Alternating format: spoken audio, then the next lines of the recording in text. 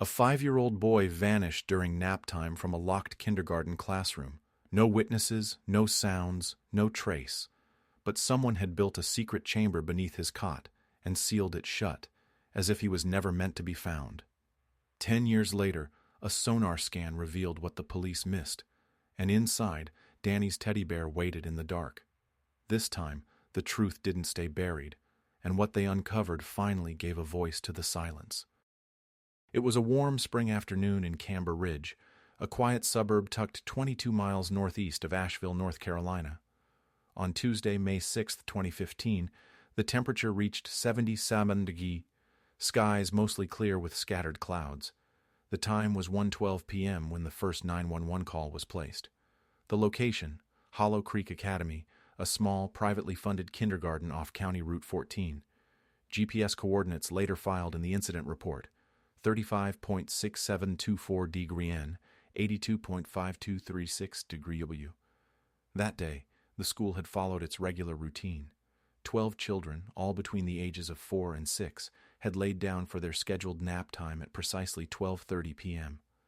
Teachers dimmed the curtains, white noise hummed from a corner speaker, and soft lullaby music played on loop. Most of the children dozed off quickly. Danny Tressel, age 5, had arrived just after 8:45 a.m., wearing a blue-striped t-shirt and green Velcro sneakers. According to staff logs, he ate all his lunch, participated in circle time, and asked for his teddy bear, a small, worn stuffed animal named Bobo, with brown button eyes and the name Danny embroidered in red thread on the back. The classroom aide, Miriam Calling, recalled helping Danny settle onto his cot with Bobo tucked under his arm. He looked a little drowsy, she would later tell investigators. I remember because he asked me to close the blinds a little more. He wanted it darker. The last confirmed sighting of Danny was at 12:41 p.m., noted in the internal surveillance logs, a corner wide-angle camera that faced the nap area, but was partially obscured by a standing art easel.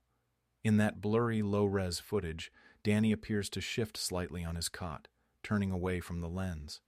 Nothing after. By 1:09 p.m., when the children began waking up, Danny's cot was empty. There was no sound, no struggle, no signs of forced entry. Teacher Gina Harrell initially assumed he'd gone to the bathroom, a door just adjacent to the nap area. When she called out to him and received no reply, she checked the hallway, then the playground, then every corner of the small single-level building. After 5 minutes of searching, panic started to rise. Staff activated the school's internal alert system. Harrell called 911. 911 transcript, May 6, 2015, 1:12 p.m. Dispatch: Buncombe County 911. What's your emergency? Harrell: Yes, we can't find a child. 5 years old, his name is Danny Tressel. We think he's gone missing from Hollow Creek Academy. Dispatch: Okay, ma'am. Is this a school facility? Harrell: Yes, it's a private kindergarten. We've checked everywhere. He was napping, and now he's not here. Dispatch: Is there any sign of an exit? Door ajar? Anyone unfamiliar on the premises? Harrell, shaky: No, everything's locked. We don't understand how he could have just vanished. The first patrol unit arrived at 1:17 p.m., less than 5 minutes after the call. Deputy Rachel Morell and Officer Kevin Giroux immediately locked down the property. Staff were moved to the front lobby. The children were kept in a separate room, unaware of the sudden crisis unfolding. According to the official report filed later that evening, all exits were secured. No signs of forced entry, no broken locks, no open windows. The only unlocked path out was a single staff access hallway leading toward a back entrance, equipped with a push-bar emergency door that triggered a 90-decibel alarm if opened. But no alarm had gone off that day. A check of the digital log showed the door had not been opened between 11:45 a.m. and 2:00 p.m. Danny Tressel had vanished inside a 1,200-square-foot building, without a sound, without a trace. There were no exterior footprints matching his size in the surrounding mulch or soil. No tire tracks in the back lot. No useful fingerprints on the bathroom door handle. The teddy bear, his constant companion, was gone too. Officer Giroux's body cam recorded a quiet moment at 1:34 p.m., just before K-9 units arrived. He stood in the nap room doorway, Camera tilted slightly as he scanned the still cooling space. "There's just no way a 5-year-old walks out of here alone," he said under his breath. "No way he walks out, and no one sees him." But someone, or something, had made him disappear, and they had less than 48 hours before the trail would start to fade. By 1:45 p.m., just over 30 minutes after Danny was reported missing, 3 patrol cars, 2 canine units, and the county search coordinator had arrived on site. A command post was set up in the school's modest staff lounge. The clock was already ticking. Sergeant Lyle O'Rourke, a 17-year veteran of Buncombe County Search and Rescue, took point. "First 48 hours, that's the window," he said into the comms channel. "After that, statistically, recovery chances start dropping fast." Using the school's blueprints, the initial search grid was drawn in a radius of 300 feet, covering the school building, outer yard, nearby drainage culvert, and the woods bordering the southern edge of the property. By 2:12 p.m., they began a grid search, line formation, 10 officers shoulder-width apart, moving south across the uneven terrain. The air temperature hovered at 78 degrees, ground mostly dry with recent leaf shed, and humidity measured at 64%. Canine Unit Echo 4, led by Handler Officer Tanya Ruiz, picked up Danny's scent from his cot. The dog pulled toward the rear hallway, circled once near the back emergency door, then veered off, stopping cold at the janitor's supply closet. Ruiz noted. She froze, paw up. No bark, just stared. It's what she does when she loses the trail. Inside the closet, nothing. Just mops, bleach, a broken vacuum. No access point. No trapdoor. Meanwhile, Officer Giroux was replaying security footage frame by frame. With only one angle showing the nap area, partially obscured, the footage offered no breakthroughs. There were 4 blind spots in the room, including the closet corner and the nap area behind a tall bookshelf. At 2:48 p.m., authorities expanded the perimeter to 900 feet, forming a 3-tier grid.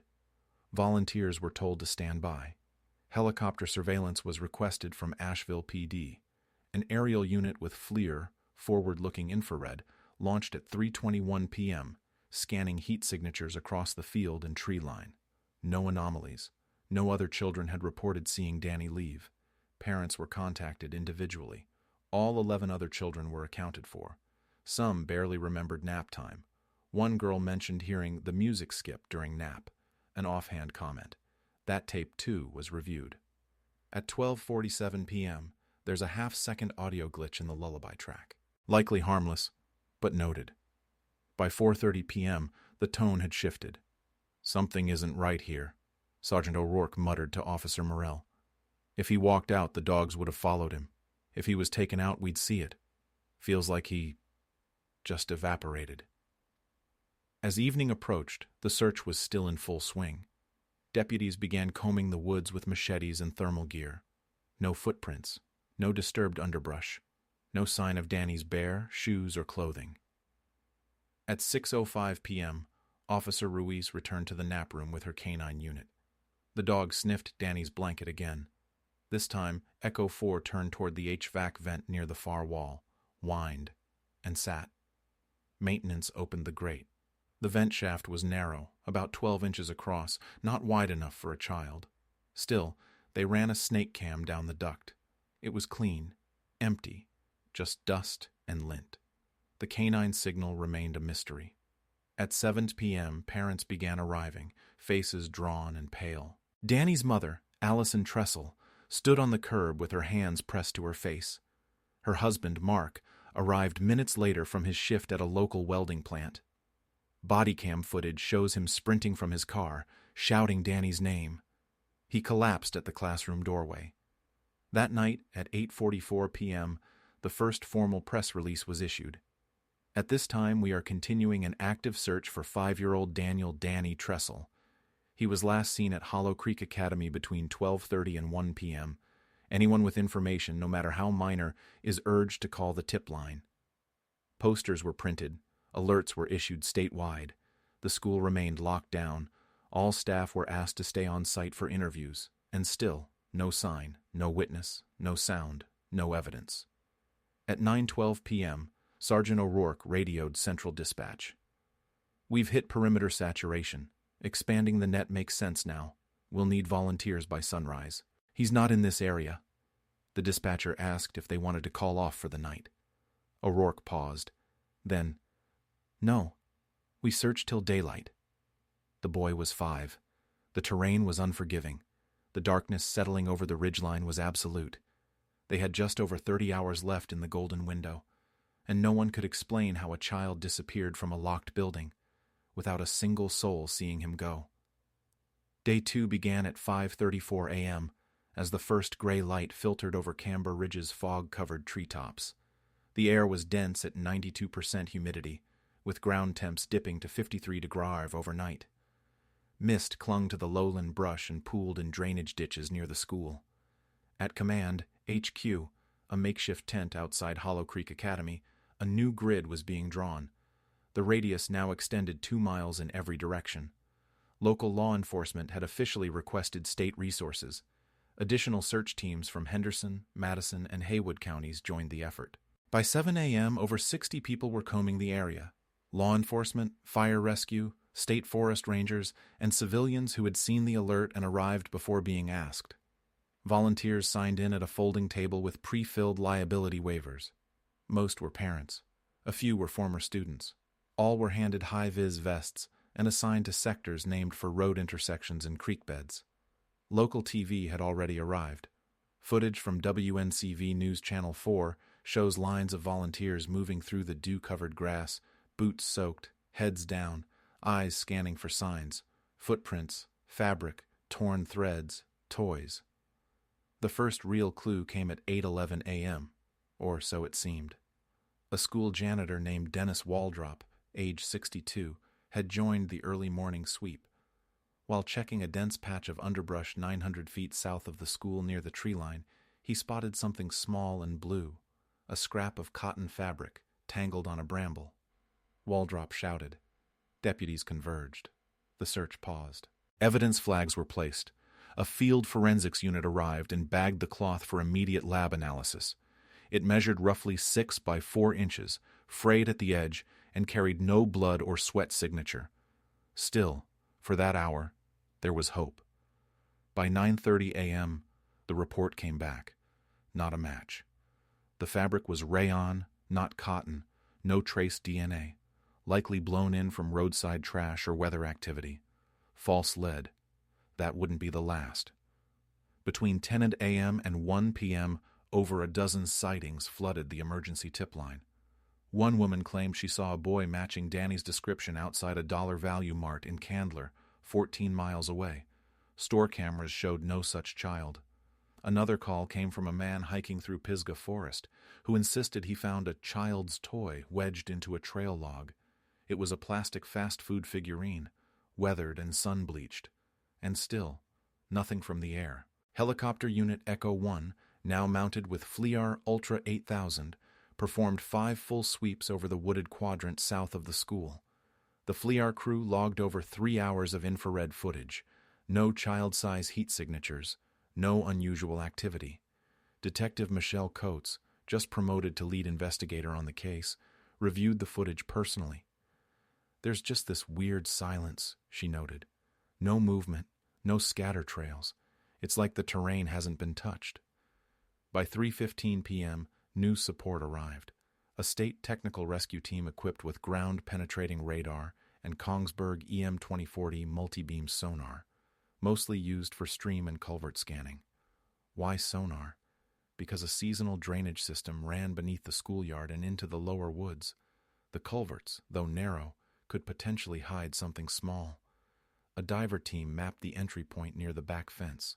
The pipe's opening was 18 inches wide, theoretically passable for a small child, but incredibly unlikely, especially unnoticed. Still, they scanned every inch of it. Nothing. By 5:40 p.m., the searchers had covered 1.6 square miles, spoken to 47 local residents, and reviewed 3 hours of dashcam footage from nearby intersections. Danny's name had become national. CNN ran a 24-second segment showing his school photo, blue t-shirt, shy smile, next to bold white text, "Missing, North Carolina boy, age 5. The photo circulated online. Twitter hashtags were created. One gained traction. Where is Danny? That night, at 8:22 p.m., Detective Coates stood near the back lot fence, staring at the culvert grate. Rain had started falling. The flashlight beam flickered. She radioed in. "We're not finding him out here. Whatever happened, it wasn't random. It wasn't outside." Then she paused. "He's not out here, because maybe he never left." That line would later appear in multiple documentaries. But at that moment, no one had answers. Just unanswered questions. A vanished boy, an intact building, and the creeping, horrible possibility that whoever took him was still close by. By day 3, the town of Camber Ridge was no longer quiet. News vans lined the curb outside Hollow Creek Academy. Camera lights flickered against the vinyl siding. Boom mics hovered. Reporters clustered behind yellow police tape, their voices hushed but eager. At 7:04 a.m., the first live broadcast aired from WNCV Channel 4. "We are here outside the preschool where 5-year-old Danny Tressel was last seen just 48 hours ago. The search has intensified, but authorities have found no trace. The community is desperate for answers." By mid-morning, that story had been picked up by the Associated Press. Within hours, it was international. Photos of Danny, taken from a family Christmas card, flashed on TV screens across the U.S., Canada, and the U.K. Major outlets like CNN, NBC, and Sky News ran looping headlines. "Child vanishes from locked classroom." No witnesses, no clues, only a teddy bear missing too. By 10 a.m., a crush of reporters surrounded the school. Press officers held twice-daily briefings. Sheriff Alan Reeves appeared pale and exhausted as he addressed the growing crowd. "We are treating this as an open, high-priority investigation," he said, avoiding the word abduction. "No theory is being ruled out. We are pursuing every credible lead." Then came the flood of non-credible ones. The attention brought tips and noise. Dozens of psychics called in. A woman from Vermont claimed she'd had a vision. "Danny is underwater," she said. "A blue door and a silver key." Her message was logged and ignored. By 3:27 p.m., the tip line had received 117 calls in under 24 hours. At 4:11 p.m., a man identifying himself as Don R. phoned the tip line from a blocked number. "I know who took the boy," he said. "It was someone at the school. A woman. She's hiding him." When questioned for details, Don R. claimed to have been a former employee at Hollow Creek, but no staff records matched his name or voice. His statements were rambling and inconsistent. Detective Coates authorized a trace. The call had originated from a payphone outside a laundromat in Charlotte, nearly 2 hours away. By the time a unit arrived, the man was gone. Another dead end. And then, the first major misstep. That night, a local newspaper ran a sensationalized headline. "Teacher under suspicion?" The article, written anonymously, cited unnamed law enforcement sources, who reportedly questioned a staff member's timeline. The teacher in question, Miriam Colling, the same aide who'd helped Danny settle in for nap time. Colling, 31, had been fully cooperative. She'd stayed late for interviews, surrendered her phone, and even offered to take a polygraph, which she passed. But that didn't matter. Within hours, her photo was circulating online, shared by amateur sleuth forums and tabloid aggregators. She began receiving death threats. On May 9th, just 3 days after Danny vanished, she was placed on temporary leave for her safety. She left Camber Ridge the same day. Detective Coates later said, "We never considered her a suspect, not once. That leak damaged everything." The media pressure was now interfering with the investigation. At 6:50 p.m., a viral post appeared on Reddit's RR Unresolved Mysteries. A user named NoSleepNC posted a blurry aerial photo of the school with a red circle over the HVAC vent. Caption: "Look at the layout. Where does this vent go? The kid didn't leave. He's still inside." The post gained 12,000 upvotes in 9 hours. But even viral speculation couldn't produce answers. That night, as the rain started up again, Officer Ruiz stood by her patrol car, watching a news anchor repeat the same question she'd heard 100 times that week. How can a child vanish in the middle of the day, surrounded by people, with no one noticing? She turned to her partner. "If we don't find something real soon," she said, "this case is going cold faster than people think." And she was right, because behind the cameras, the posters, and the headlines, the trail was already fading. All they had was a missing boy, and a rising sense that the story being told wasn't the whole truth. The official search for Danny Tressel was scaled down on June 1st, 2015, just under 4 weeks after he vanished. By then, over 240 volunteers, 17 law enforcement agencies, and multiple forensic labs had reviewed the case. The budget was drained. The leads were gone. There had been no ransom note, no credible suspects, and no body. The teddy bear, Bobo, was still missing too. The file was reclassified as a long-term missing person case. A single detective, Miles Raymond, formerly of the State Violent Crimes Unit, was assigned to keep the file open. But he didn't have much to go on. In his first report, dated August 2015, he wrote, "There is no forensic trail, no digital trace. If this was a targeted abduction, it was clean. If this was opportunistic, it was perfect. And if this was something else, we're not equipped to name it." Over the next year, tips slowed to a trickle. Danny's parents, Allison and Mark Tressel, set up a small booth at the Camber Ridge Farmers Market. Flyers, buttons, a worn corkboard covered in news clippings, and age-progressed sketches drawn by a volunteer artist. They held vigil on the 6th of every month, the date he vanished. No one ever showed with real answers. At the 1-year mark, a candlelight memorial was held. A wooden bench was installed on the school lawn, engraved with the words, "Forever 5, Danny Tressel." But hope was shrinking. By year 2, the kindergarten had quietly shut down. Enrollment plummeted, staff relocated.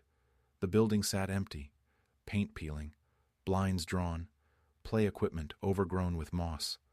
At year 3, a private firm, Daywatch Forensics, specializing in unresolved disappearances, attempted a pro bono review. They used updated aerial LiDAR to remap the site. No new anomalies. The review concluded with a 37-page report that read more like a eulogy than a lead. There is no environmental evidence to suggest exit. If this was an abduction, it required either A, staff-level access, or B, a method of entry and exit not currently known to investigators. A method of entry and exit. That didn't exist. In 2018, Danny's name was included in the National Missing and Unidentified Persons System, NamUs database. Case ID, MP3A872, height 3'7", weight 43 lbs, hair, brown eyes, hazel distinguishing mark, small birthmark on right shoulder blade. No hits, no matches, no database alerts, just silence. On May 6, 2020, the 5-year anniversary, Mark Tressel gave an interview, his first and only public statement since the initial disappearance. Sitting in his garage beside a box of Danny's old toys, he looked directly into the camera. "I don't think someone took him by accident. I think they waited. I think they knew his routine. I think they knew about the bear. And I think someone at that school knows something." He paused, picked up a small blue sneaker. "We just want to know where he is. Living, gone. Whatever the truth is, we'll take it. Just tell us." But no one ever did. The file remained open. The bench out front faded with the seasons. The bear, the only item tied directly to Danny, remained unaccounted for. And in the county archives, boxed and barcoded, sat a series of plastic tubs labeled Tressel, D. Evidence, pending.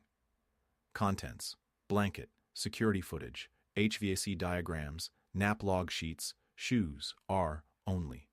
A single teddy bear, if ever found, could reconnect the chain. But until then, the chain was broken. And Danny's case had officially entered the realm of decades-old mystery. Call to action number 2. If you believe cold cases deserve a second look, comment "Don't forget" below. The years between 2020 and 2025 were quiet. Too quiet, some would later say.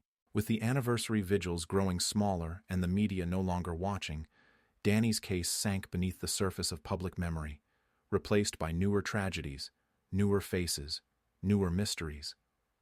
But behind the scenes, pieces were still shifting. It began with a legal challenge. In June of 2021, an attorney named Lenora Vale filed a Freedom of Information Act (FOIA) request on behalf of the Tressel family. She demanded access to the original site inspection records, including internal HVAC maintenance logs and staff employment background checks. What she found surprised even the original detectives. A key document, the final HVAC audit report, had been missing from the investigation files.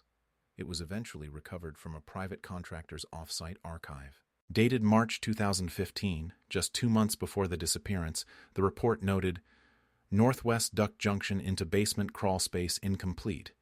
Sealed by non-standard methods, pending revision." That sentence sparked new scrutiny. Basement? Hollow Creek Academy had no known basement according to school blueprints, but the HVAC report indicated otherwise, a crawl space, partially sealed, possibly forgotten. Detective Miles Raymond, who had maintained the case file for nearly a decade, reopened the site for inspection. There was only one problem: the school had been sold. In late 2022, the property was bought by a couple relocating from Atlanta. They began remodeling in spring of 2023, converting the building into a private residence. Raymond contacted them. Permission was granted. On August 3, 2023, he entered the old classroom for the first time in 8 years. The posters were gone. The cots had been removed. The windows had new trim.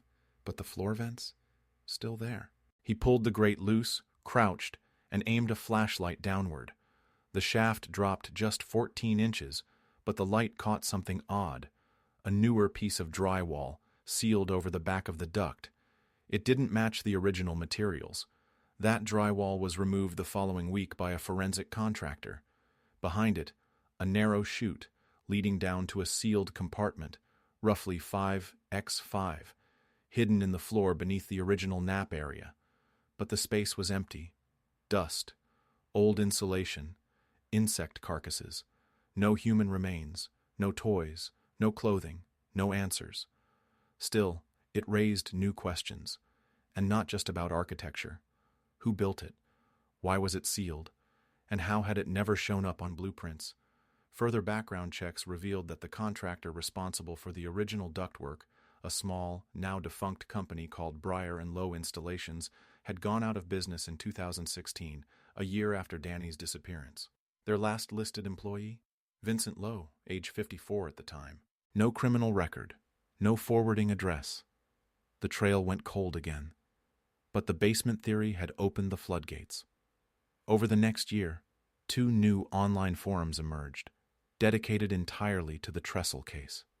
One thread, The Hidden Room Theory, gained over 28,000 members by early 2024. Posts dissected HVAC maps, crawlspace photos, and forensic diagrams. Several amateur sleuths even began 3D modeling the old school's interior. The most viral post came from a user named Room37, who claimed, "I believe the bear was taken with Danny, but not by accident. Whoever took him wanted to leave nothing behind, not even scent. That means gloves, planning, maybe even access to blueprints." The theories were wild, but some made sense. And it was this sudden burst of digital interest that caught the attention of the state's new Cold Case Review Board, established in 2024. Danny's file was selected for independent reevaluation. A fresh team, new eyes, updated tools. They began reprocessing all physical evidence using next-gen forensic methods. One of those items, Danny's cot blanket. Archived under standard temperature storage since 2015, it had never yielded any trace evidence, until now. Under vacuum-assisted particle lift, VAPL testing, a microscopic red fiber, nylon, stitched, synthetic, was recovered from the lower seam. It didn't match any known furniture or materials in the classroom, nor did it match the teddy bear's thread, which, by records, was cotton embroidery floss. But it did match a sample from something else, an evidence bag from another cold case, flagged years earlier, then dismissed, involving an attempted child abduction at a daycare facility 47 miles east in Boone. The cases had never been linked. Until now. That match sent shockwaves through the review board. For the first time in a decade, there was an actual connection, physical, traceable, between Danny's disappearance and another. A pattern was emerging. But what came next would shatter everything. The fiber discovery reopened the case with force. Dr. Priya Sen, a microtrace analyst brought in by the Cold Case Review Board, confirmed that the red nylon fiber on Danny's blanket matched samples in 2 other missing child cases, from Boone in 2012 and Linville Falls in 2014. All 3 samples originated from a rare industrial blend, DT92R, manufactured by Drextex and sold to only one buyer in the region, Breyer and Lowe Installations. Vincent Lowe, the HVAC installer who altered Hollow Creek Academy's ducts in early 2015, had purchased that fabric. He'd never filed the updated floor plan. He'd sealed off a section under the classroom. And then he vanished. Investigators turned to property records and located a rundown cabin in his name near Flattop Mountain. Remote. No electricity. Abandoned. Inside, they found HVAC schematics, marked up blueprints, and a small plastic crate labeled HCA, installed 2015. At the bottom of the crate was a Polaroid, a low-angle photo of a vent shaft mid-installation, bearing a handwritten note, "Seal complete, don't file plans." VL detectives now believed the crawl space under Danny's cot wasn't the only hidden chamber. They returned to the school site, now a private residence, with side-scan sonar and particle displacement radar. Beneath the foundation, behind the original sealed space, scans revealed a second unlisted void, roughly 4 by 6, rectangular, and clearly man-made. In one corner of that void, a sonar echo highlighted a soft object, collapsed and oval-shaped, with 2 dense spots. Forensic techs suspected fabric, possibly a stuffed toy. Investigators had one question. Was it Bobo? On March 9, 2025, the dig team breached the second cavity under what used to be Hollow Creek Academy. The room was just under 4 by 6 feet, sealed on all sides, no access point except from above. Inside, in the back corner, sat a small, water-stained teddy bear, collapsed sideways against the wall. One eye missing, fur darkened, but the red embroidery was still visible. Danny. The bear was lifted, bagged, and confirmed via mitochondrial DNA swab as a match to samples taken from Danny's pillow in 2015. There were no remains in the space, no bones, no fabric, no fingerprints, nothing human except the bear. Just that. And a folded child's drawing half buried beneath it. 2 stick figures, a square marked room, and a scribbled sun in the corner. The sheriff's office issued a press statement 2 days later. After 10 years, we have recovered the personal property of Daniel Tressel from beneath the structure where he was last seen. While we do not have definitive evidence of his fate, this discovery has shifted the case from open to active. In quiet, the community processed what it meant. Danny had never left the building. Someone had built a chamber to conceal him, carefully, deliberately, and had removed every sign of his presence. That someone had a plan. The building was destroyed that spring. The new owners moved out. The land now sits vacant, fenced off, marked only by a hand-painted wooden sign. Danny's Hill. In May 2025, Danny's parents buried Bobo in a private ceremony, a small white casket, 6 guests, no reporters. He was never alone, Allison Tressel said. That bear, it stayed with him, all these years. To this day, Vincent Lowe has not been located. No activity, no arrests, no confirmation of life or death, but his name is now attached to 3 cases and a 4th under review. Danny's file remains open, and now, finally, connected to something real. People didn't forget. They followed every update, shared every theory, printed his name on bracelets, pins, and classroom posters. His photo still circulates, now with a caption that reads, "Found a bear, still searching for the boy." This isn't closure, but it is truth. And sometimes truth takes time to be uncovered.